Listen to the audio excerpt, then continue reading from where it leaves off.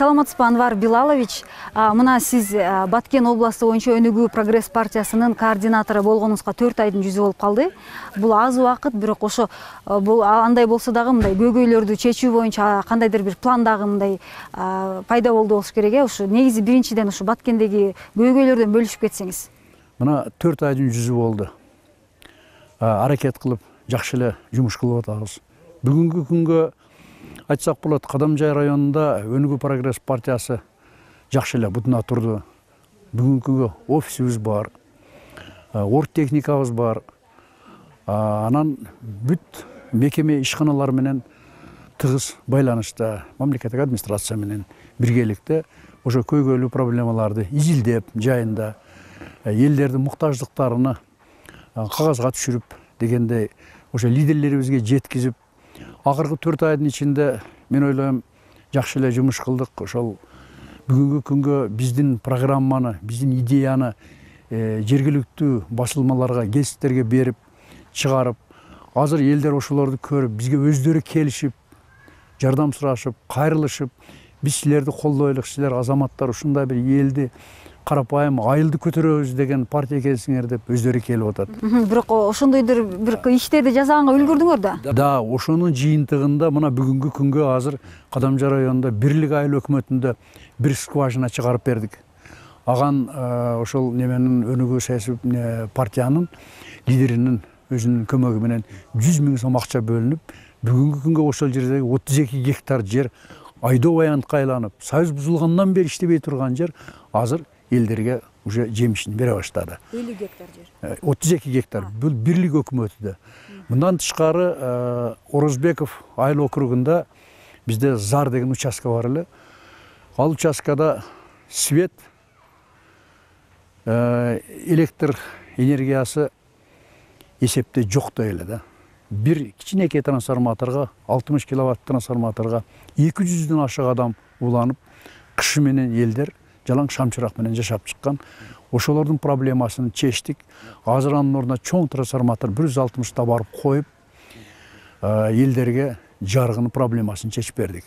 Экинчиси, ошол жерден чыккан 60 киловатт трансформаторду Күлдү деген участкада дагы 30 гектардан ашуун союз бузулгандан бери иштетилбей келген үлүш жерлеринде эски скважинаны восстановить кылып, азыр суу чыгардык. Ошол бир гана неме менен, ушу Өнүгүү партиясынын жардамы менен. Мына элдердин колдоосу менен, элдер өздөрү дагы силер бизге жардам берсеңер, биз аны карап турбайбыз деп, биз мисалы ошого трансформатор апарсак, элдер болсо өздөрү насос сатып алышып, көмөктөшүп кеп бирге кылайлык, силер жардам берсеңер, биз карап турабыз деп, элдер кайтып колдошуп, сүйүнгөндөрүнөн биз 20 жылда болбогон нерсени силерде келип кылып бергениңерге ыраазычылык каттарын беришип ататтар. Мындан тышкары Бирлик айыл өкмөтүндөгү Алыкулов орто мектебинде союз бузулгандан бери уже бузулуп, талкаланып, таланып, тононуп кете турган котельныянын зданиясы бүгүнгү акыбалы мышы кыйлай турган акыбалга жеткен. Ошону азыр Өнүгүү Прогресс партиясынын фондунан 250 000 сом акча берип, ошол айылдын жаштарына машыгуучу зал катары куруп бергенге көмөк көрсөт. Демек, бул деген Өнүгүү Прогресс партиясынын Баткендеги так ушу жаштар саясаты алкагында жүргүзүлгөн иштер. Жаштар саясаты, элдердин ден соолугу, андан кийин ошол айыл жергесиндеги карапайым элдин капчыгын толтуруу. Негизи ошол жакта күч турабы ошо жаштар проблемасы? Мисалы үчүн айтышат, Баткен облусунда аябай көп миграцияга кеткендер, балдар тайне, тайке же болбосо туугандардын колунда каралбай калууда, анан балдар кылмыштуулугу да көбөйүүдө деген маалыматтар бар да. Да, ооба, бул Баткен областы 2 анклавдын ортосунда турат. 3 анклав: Шахмардан, Сох жана Варык деген анклав. Өзбекстан менен Тажикстан анклавдардын арасында турат. Анан эң шарты оор суу проблемасы абдан кыйын. Ошондуктан биз биринчи ошо айыл жергесидеги дыйкандардын азмаздан жардам болот дегенде ошол скважиналарды көтөрүп бергенге биринчи аракетибиз. Жумуш орундарын түзүү. Да, жумуш орундарын түзүлдү. Бүгүнкү күндө азыр дагы биз ошо Өнүгүү прогресс партиясынын саясий бюросу менен биргеликте иш пландар түзгөнбүз. Бүгүнкү күнгө ушул жылдын акырына чейин дагы 2 жерге трансформатор орнотуп, анан Кыргыз лицейдин ремонтуга жардамга, анан айыл жергесинде бизде медициналык тейлөө начар болгондуктан Алга айылында жана көтөрмө айыл өкмөтүндө алыскы кыштактарда ФАПты элдер өздөрү ашар жолу менен курган.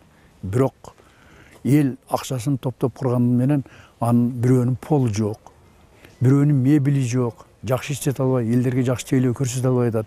Адис бар айылдарда, ушу мед кызматкерлер бар, фельдшер, медсестралар. Азыр эми ошолорго көмөк көрсөтөбүз деген ой менен элдердин кайрылуусуну өзүбүздүн жетекчиликке жеткизип, ушу проблеманын чечүүсүндө иштеп атабыз. Ошо Өнүгүү прогресс партиясын демилгелеп атат азыр жана дарыгерлер тобун, кардиологдор менен гинекологдор, ошолор барып атышабы? Да, кардиологдор боюнча май айында Кадамжай районуна келишип, Актурпа, Кыргыз Кыштак, Кан, Алга 4 өкмөттүн аймагында Умайне деген пансионатта 350дөн адамды 3 күндө жакшы диагностика кылып өткөрүшүп, өздөрүнүн түздөн түз кеңештерин берип жардамдарын көрсөтүштү. Кече жакында эле 29, 30, 31 июль күндөрү Хайдаркан шаарчасында, бул Хайдаркан шаарчасы металлургтардын шаары, дүйнөдөгү эң бир таза чыгарган СМАПтын родинасы болот. Союз убагында дагы бирден бир гана завод болгон. Азыр ошол завод иштеп атат. Ошону дагы ушул Өнүгүү партиясынын өз жүрөгүңдү сакта деген акциясынын негизинде ушу партиянын лидерлери уюштуруп берген үчүн элдин алкышын жеткизип коюш биздин милдетибиз. Баткенде ушу чек ара маселеси аябай курчуп турат да. Ушул көйгөйдөн чечүү боюнча кандай сунуштарды берет элеңиздер? Тез тажик жарандары менен, анан өзбектин жарандары менен ошо немелерде кагылышуулар, мушташ, жаңжал болуп атат. Бирок муну чечкенге эми только мамлекеттик деңгээлде эгерде биздин бийлик башчыларыбыз, мамлекет башчыларыбыз жакшы көңүл коюп чечип бергенде жакшы иш болмок да. Элдер ошонун айынан биринчиден азыр внутренний миграция көп, айрыкча Баткен районунан, Лелек районунан ошол чек ара аймакта жашаган адамдар үйлөрүнүн жерлерин сатып чүйгө кетишип атат көбү. Кой ушул тажады ушул жерде жашагандан деп. Эми суу жок болсо, граница алгыдай болсо, анан кыйын экен да жашаш.